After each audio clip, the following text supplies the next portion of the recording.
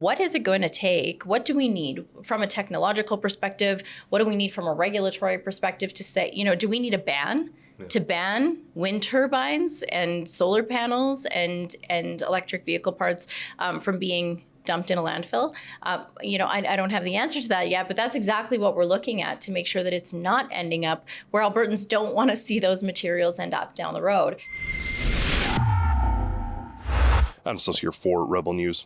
Folks, I gotta say, I am not thrilled about the fact that environmentalism has been entirely co-opted by the left. At its core, the notion of conserving nature, of being responsible stewards for environment, is right there in the name. It is conservative. Reducing, reusing, and recycling, they aren't slogans of the left. They are things that ranchers and farmers did right here in Alberta since time immemorial in order to get by. Protecting the environments that we live in, play, and work in, well, that's part of conservatism. Unfortunately, as I mentioned, it has been ruined by woke leftists who've turned it into nothing more than empty climate change targets and talking points that they fail to actually address the core issues. Alberta, on the other hand, it seems is actually trying to do something to help the environment in an actual meaningful way. And one of the ways they're doing this is by implementing and in fact bringing in a new program that was initially just a pilot project but has now been made permanent to increase recycling right across this province. It includes things like cell phones, televisions, minor appliances, those types of things. And that's great, but it isn't particularly interesting. What is interesting is that this program plans to develop recycling solutions right at home for things like electric vehicle batteries, solar panels, and wind turbines, ensuring that these so-called renewable energies that are good for the environment, well, aren't left leaving a massive mess for generations to come, and that these technologies, instead of filling landfills, can actually be recycled. In order to learn more, I was very happy to be joined by Alberta's Minister of Environment and Protected Areas, Rebecca Schultz.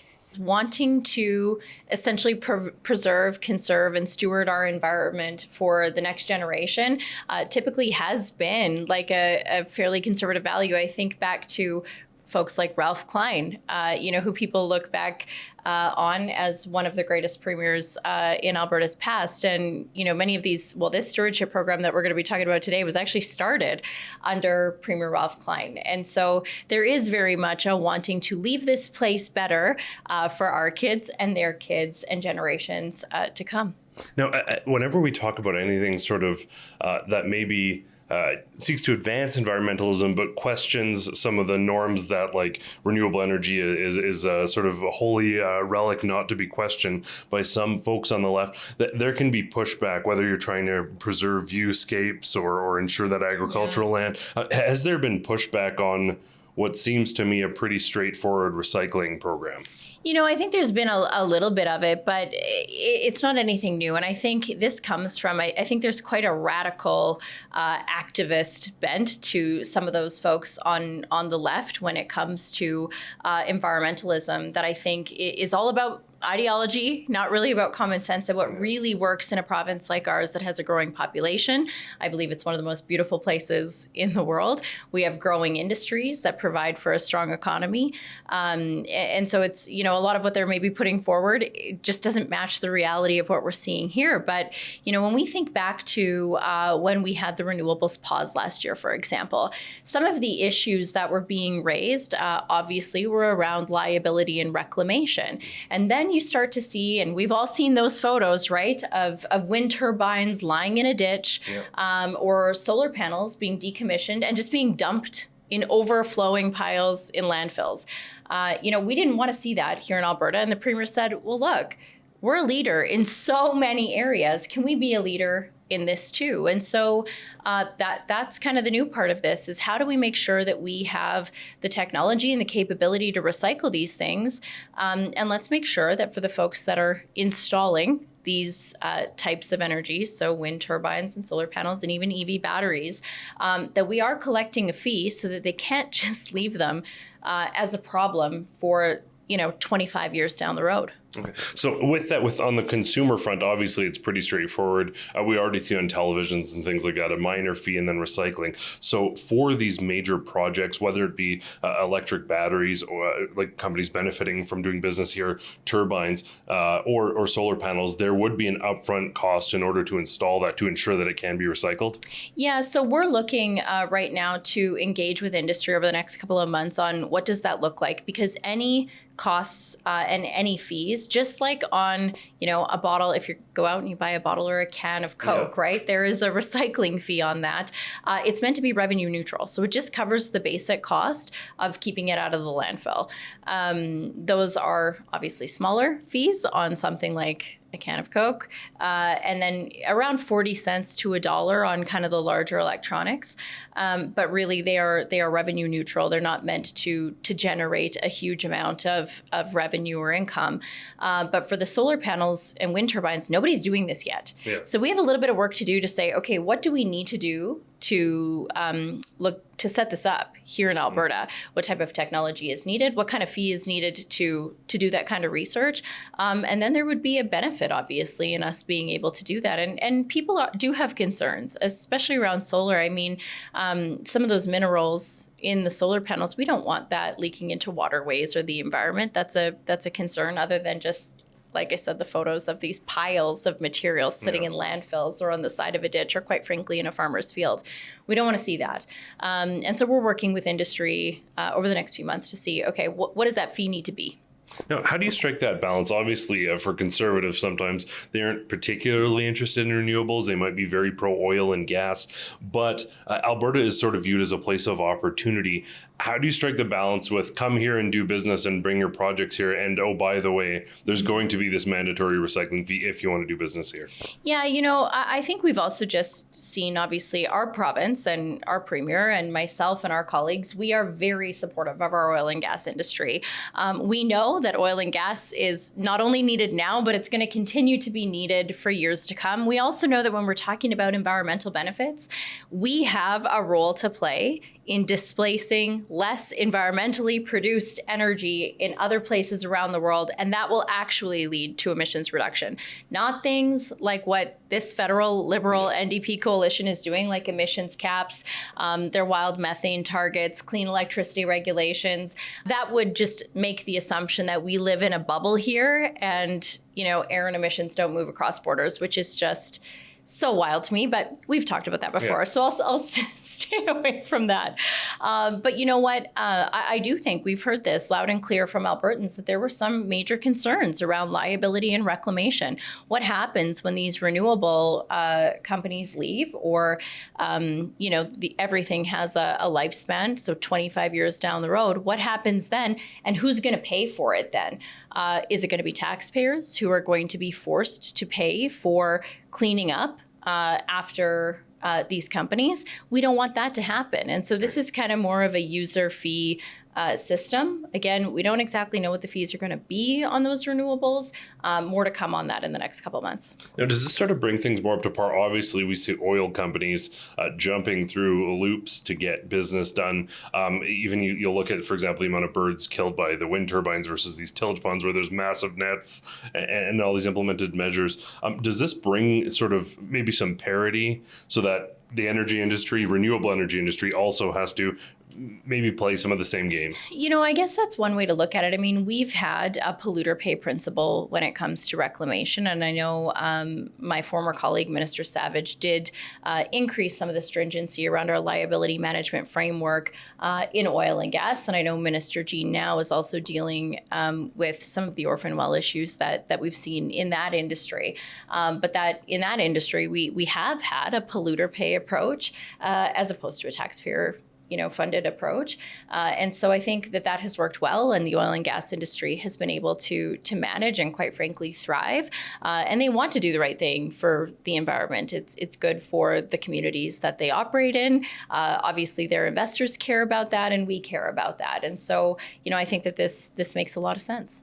Now, sort of on the front of the electrical vehicle batteries, how foreseeable is it that those could be recycled here in Alberta? And on the environmental front, how critical is that, given we see some of the photos of the massive mining projects abroad and here? But that's the sort of environmentalism that I think even conservatives are like, whoa, I think we can do better than that.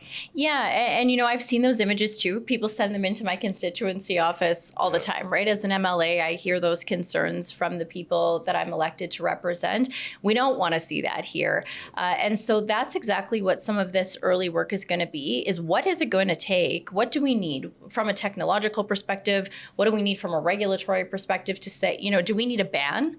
To ban wind turbines and solar panels and electric vehicle parts from being dumped in a landfill? I don't have the answer to that yet, but that's exactly what we're looking at to make sure that it's not ending up where Albertans don't want to see those materials end up down the road. The fee will help us, first of all, more so on the research side to say, okay, what do we need here? Where is this being done elsewhere around the world? What's it going to take to get this up and started? And then we have the ability to go and say, okay, how do we make this, again, revenue neutral is always the goal. We don't want to be collecting fees that are going to essentially make a profit. It's really just to cover the costs of doing that work. Now, is there any capacity, or obviously folks out there are struggling, finances are a major concern, to have the actual recycling of the materials pay for itself, like reutilize them so effectively that people aren't like, oh, I got to spend an extra couple bucks here, a couple bucks there. Every buck counts, especially under the federal government currently. Is there any capacity for that, or are we going to be seeing a cost with recycling? I mean, you know what? The costs are relatively, like I said, they're relatively low on that front. And again, it is more of a user pay principle than as opposed to taxpayers kind of funding this, just broadly speaking. So especially as technology is changing so quick. And just think about it. I mean, how fast does a new iPhone come out or a new computer, right? And so as we see people upgrading technology more and more, again, that's a huge amount of waste in a landfill. Yeah. And so it's a pretty small fee, 40 cents to $1. It's not new. People have been paying this for years. And again, it's just revenue neutral. I think as we see, like, those recycled products are then they are then sold as a commodity and then reused in other materials. The benefit, I suppose, is that, that also creates jobs as well. The company that we were with the other day when we made the announcement, they have 600 people working there, 600 Albertans. The other thing is think about huge piles of our recycling being shipped over to Asia to then be recycled and turned into these commodities that people around the world are looking for. Now, instead, that can be done here. That work can be done here to recycle, to break down all of these materials, from laptops to cell phones to televisions, again, everything from tire and paint, and then turned into those commodities right here, creating jobs here in Alberta. Final question for you here.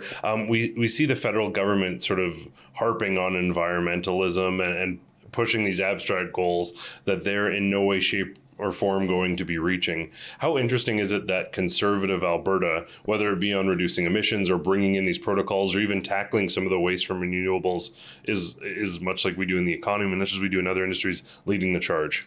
I think to us in Alberta, it's not a surprise because we have such an entrepreneurial and innovative nature. I think it's one of the things that has made Alberta a leader in so many different areas. But the federal government, they just have blinders on when it comes to these things, it seems. Whether it's on, what they're trying to do on plastics. We're already a leader in recycling. Stay out of plastics. I'm optimistic now on that front, especially with our federal courts saying, look, that's unreasonable and unconstitutional. I have some hope for the future, given C-69, given really Canadians across the country, their visceral reaction to the carbon tax. I think people want practical solutions. I think it's a shame that the federal government isn't looking at the great work that the provinces are doing. I think that they're just looking for a quick soundbite that sounds really good, but is ignoring A, the reality of what's actually happening in provinces across the country, and B, the reality that regular, everyday Canadians are facing. And, I think a lot of the environmental policies, obviously, that this federal government is bringing forward are hugely costly for everyday Canadians. And that's why you see everyday Canadians saying, you know what, we don't want that anymore. Well, thank you so much, Minister Schultz. Really do appreciate it. And for everyone at home, I want to thank you all so much for tuning in for Rebel News. I'm Adam Sos.